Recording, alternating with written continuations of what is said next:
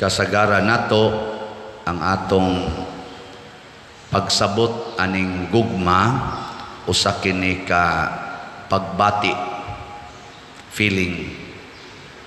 Pero kung si Kristo mo'y pangutan-on, ang gugma di ay balaod. It is a law, dili feeling.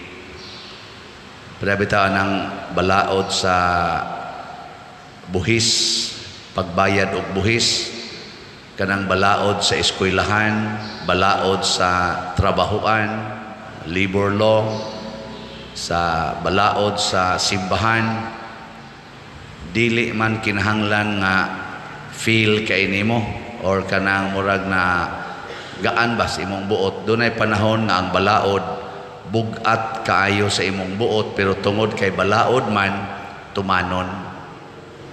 Muna ang gugma kay gihimo man ni Kristo nga the greatest law on earth.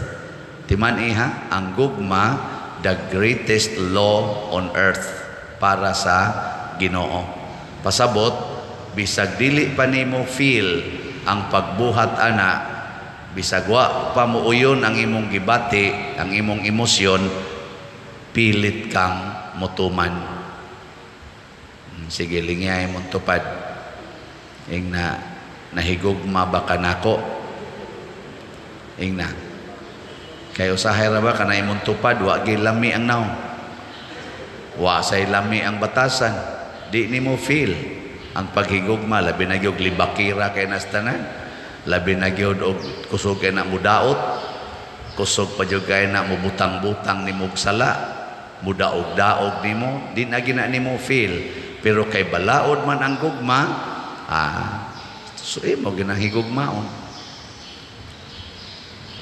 Awa, saman, ganahan mo aning balaura o dili? Ganahan, di lagi na feeling lagi. Bitaw. Mga igsoon, nganong gihimo man ni Kristo ang balaod sa gugma nga maoy labing kanang dako o labing taas o labaw sa tanan nga balaod. Kung atong hunahunaon, kung way gugma ang tanang balaod dinhis kalibutan, bisan gani ang balaod sa nature, way kapuslanan o mahimo paganing hulga or harm nato. Basta way gugma, ipatuman ang balaod nga way gugma, patay gitang tanan. Oh, bisag example lang ha, kanang balaod nga imong ibutang sa inyong balay, moingon ka katog mo sayo mga anak, di kay mo matug sayo, bantay lang gid mo nako. Ana man na panghugas mo igumagkaon, ikaw mo in charge, ginagmay ra na nga balaod, bantay di ni mahugasan o niya ha. Ana kanang moingon ka bantay ha, bantay lang gid mo nako. Nanay gugmawa naawa, why gugma? Wa nay gugma. Mauna mahimong useless kay nga naman og dili na ka manghulga, dili na ka mohatag og punishment, di man na sundo ng imong gisulting balaod. Kanang tuog sayo, labi nagwa na ka sa inyong balay, adi na namatog, wa bitay manghulga. O wa na kadiha, adi na namang hugas, nga naman, wa na bitay punishment. Muna karon sa atong katilingban, hulgaon gid usa. Nya kusog ito, bantay ha, bantay. Hala na nas pader, hala na nas pader, hala na nas mayor, hala na nas kapitan, hala na nas si sir. Patay ka niya. Hala na nas ma'am, tiro ra ba kayo ning maestraha, animal ra ba kayo nistanan, wa na. Ana dayon, pondo dayon. Pero wa na di ha, kisaw dayon. Kay wa may gugma. Pagod ng traffic, or kanang maingon, way parking sa karsada, way gugma ng balaura, mahimo ng dako kayong problema na to. Kay maglalis naman, mag-away, magpinatyanay pa. So ang gugma importante kayo. Pero sa dili pa nato ni siya i-impose unsa man dining gugma. Si Jesus mihatag og duha ka kaning gaway or murabag order of loving, na ay first, na ay second. So kung mohigugma ta, na ay first, na ay second. Nya unsa man ang first, higugma agyud ang Ginoo sa tibuok mong hunahuna, tibuok kasing-kasing, tibuok mong kusog, ug sa tibuok mong kalag. Sabot ang unang atong higugmaon mao ang Ginoo. Pasabot lang sa dani, ang una natong tumanon ang balaod sa Ginoo. Kay balaod may gihisgutan. Ikaduha, higugmaa ang imong isig katao samas imong kaugalingon. Pasabot, ang sunod natong sundon ang balaod sa atong isig katao. Balaod sa tao. So ang balaod sa Ginoo mo'y una natong sundon, ang sunod ang balaod sa tao. Muna number 1 o number 2. Nya, unsa maning gugma, kung mubasa ta sa 1 Corinthians chapter 13, gibutang diha nga ang gugma mapailubon, sa pananguban, kanunay mapailubon, love is patient, love is kind, love, sa pananguban, is not happy with wrongs, is not happy with lies. Ang gugma mo dawat, ang gugma mo pailob, ang gugma mo sabot, understanding. Pasabot aning tanan nga kini di ang gugma mao ang pagbuhat og maayo alang sa atong gihigugma. Sige ko na be, lingi ay mong tupad. Ing naon sa roy imong buhaton nga maayo para nako. Nangutan na ba? Dili day na ingon ang gugma nga feeling lagi. Feeling. Unsa may maayo nga imong buhaton nga rin ako. So ang Ginoo mangutana ana, unsa may imong buhaton ron nga maayo nga rin ako. Nya mingon dayon ka, Lord, para nako ang pinakamaayo gyud nga akong mabuhat nimo nga mosunod ko bisan unsay imong isulti nako. Ako daghan kay ko naatubang ang mga kaso aning kaminyoon kay usa man ko sa atong mga canon lawyers dinhi sa Archdiocese. Nya kasagarang kaso nga among atubangon kaning kasos kaminyoon nga gustong magbuwag. Gusto na bang magbuwag? Baka nang ipadissolve ang ilang marriage. Ang kasagaran yung rason, ilang isait nga dili siya kabuhat og maayo nga rinako sigon sa gimando sa Ginoo og sa simbahan. Kanag yung paghimog maayo. Nya unsa may dili maayo, bisan unsay akong isulti niya din agid niya sundon. Bisan pag muhilak ko siyang atubangan din agid niya sundon. Ana. So ang pagbuhat ay maayo, mao day ang pagsunod unsay gusto sa imong gihigugma.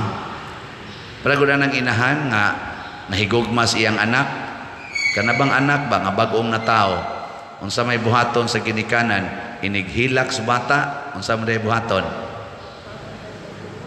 Bisan og kaadlawon pa mo hilak, bisag way lami ibangon, hala bangon, gigutom tingali ni, hala patutoy sa bata, bisag duka kay tanan, bisag kapoy, di ba? Unsay gustos bata nya kay di man mohilom, ayay sapnay yunon gini, sapnay na sad, bisag kapoy gapiyong ang mata, hala ana yug nya ang bata moingon din, kana okay na ikataw orang yug muhinay mupahuway ka muhilak na sad, hala ana na sad.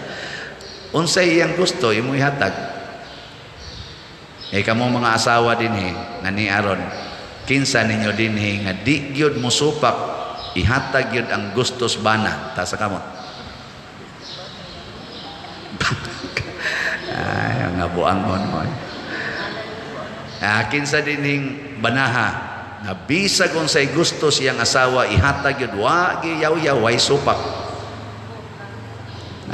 Otrosan mo mga buangon yapon. Wa gid mo maghigugma ay kanina lang. Kinsa dinhi mga ginikanan nga di gyud mo supak unsay gustos anak ihatag gitanan gitan. Ade usani isa. Iya sa dengan duha. Ambot lang ka ninyo. Mga anak, kamu ni agi masad mo pagkaanak. Kinsan nyo dinhing mga anak nga sundon gyud ang tanang gustos ginikanan way supak-supak. Mga bakakon congratulations. Now nato tinuod ba na? Basta ang paghigugma mao ang pagsunod sa gustos atong gihigugma. Nahigugma mo nako. Nya mo sunod mo sa akong gusto. Palit mo slat. Wa na malit Ayaw pa niroy, wa mo sad may kwarta. Ingnan bitaw ta mo nga ibaligya ang inyong cellphone, ibaligya ang inyong TV, haron mo palit mo slat. Di gid mo musunod ana, awa man mo mahigugman ako. Nanangutanan ako karong bag-o ing pader. Anang anniversary naman sa imong pagkapari. Nako bitaw, hapit ko makalimot. Karon man di ang June 22 ang akong anniversary. 19 years nako sa akong pagkapari. Kanara bang 19 years old nga ulitaw, pwede na magminyo. So, pwede na ko magminyo. 19 years na ko, makaabot ko rong June 22. Pila na lang kaadlaw? Nga 14? 14 kaadlaw? Equivalent ng 14 sa 14 stations of the cross. Anda mong mulipay aning mag-celebrate og 19 years sa pagkapare. Anda mo dili. Bahala mo diya. So kinahanglan mo palit mo 19 ka slots. Gikan karon hangtod sa June 22. Ako nang ipon na pila ka book diha mo palit og 19 slots. Nya ako sad mo palit sa kog 19 slots. Kay 19 years naman ko sa akong pagkapare. So karong gikan karon hangtod sa June 22 mo palit sa kog labing minus 19 slots. Kanala ko akong gamay gusto pamaraig ay nala mo hatag-hatag ng cake oy kana mga t-shirt, mga unsa pa na diya, mga mahalon kay tanan. Ipalit na lang nag-slot sa atong SBF dag nga tag 500 pesos per slot. So ang kanang 19 slots times 500 pilam na 9,000 9,500. Kana 9,500. O ginyo sang isirado 10,000 okay ra gyapon. Kay labing minus man ang 19. So akong tan-awon og pila ka buok ang nahigugma nako ako pa der pobre man ko pero nahigugma magyud ko nimo isipare muhatag man gid unta ko anang 19 wa lagi ko ako. Ayaw ibaligya lagi ng tanan diha sa inyong balay. Kana mga kaldero, kanang inyong mga planggana, ibaligya na tanan. Kadang inyong mga iro, mga unsa pa na, mga iring, ibaligya, ay lang ibaligya ang inyong bana, inyong asawa, kay wa naman sa imo palitan. Ikaw lang, kana lang mabaligya, mahalin, mga tanom, imo nang ibaligya, aron mo palit ka og 19 ka slots sa SBF dag. Og imo nang buhaton lipay kay ko ana nya kay bawo ko nga mas nalipay ang Ginoo ni ana. Usa sa pagdaig sa Ginoo mao ang pagpalambo sa simbahan nga iyang gitukod concretely, materially, and spiritually.